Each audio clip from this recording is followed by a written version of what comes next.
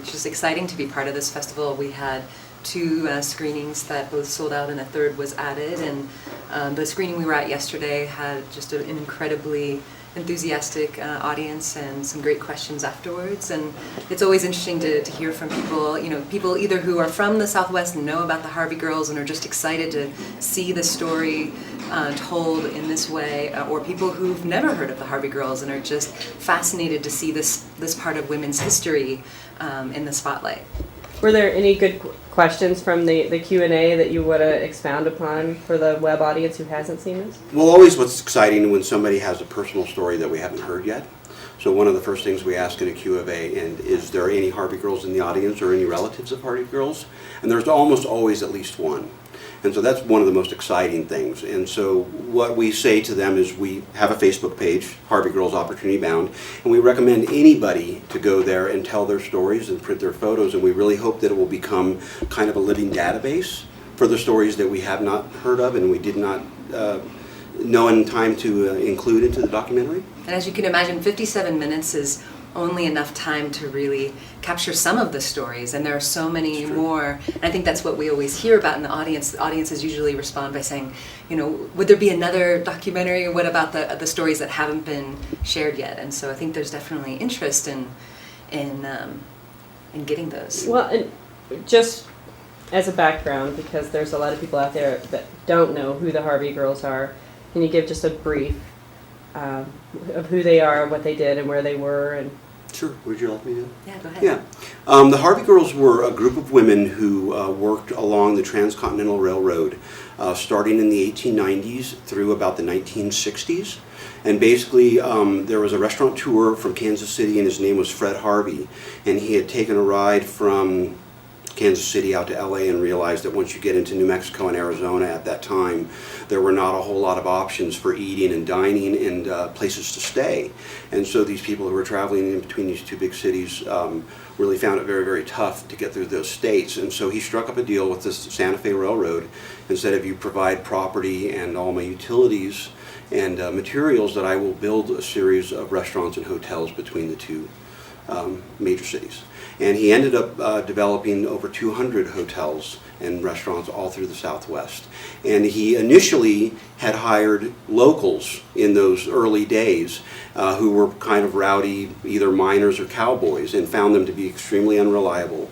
And so a friend of his had said, you should really hire young women. And back in the day, if you wanted a young woman to leave home without being married, you had to provide a very, very strict environment for them. And so they had very strict rules. They had very strict dorm mothers. They were dressed very, very prim and proper. Only their hands and faces showed. And so for these women to leave home without being married was a great opportunity. And you find that the commonality in all of them is that they really had very, very individualized spirits, and they really wanted to strike out on their own and do their own thing. And so that's kind of the common thread through all of it. Mm-hmm. And in what years did this it started in the 1890s. Mm-hmm. And then Fred Harvey passed away in 1901, I believe, and his son Freddie Jr. Ford, maybe, yes, actually continued the legacy, and he's the one who actually really kept the legacy of hiring women, and also hired women managers, women to hire and fire, as well as women architects. Mary Coulter was one of the more famous ones, who designed the La Posada and designed the El Tovar up in the Grand Canyon. And so he was just really ahead of his time in terms of seeing the potential of women in the workplace.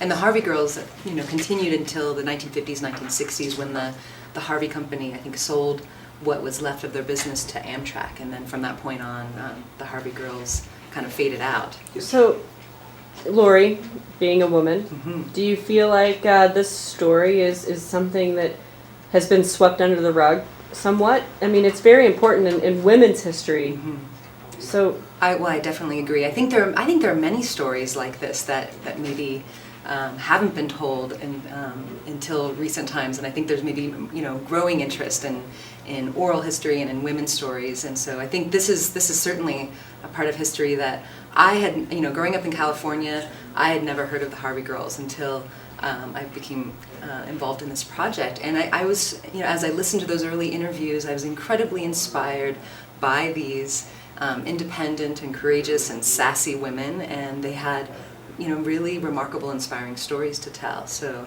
Well, and does it touch on the movie at all in the documentary? I mean, was it a good story that was told about what really happened?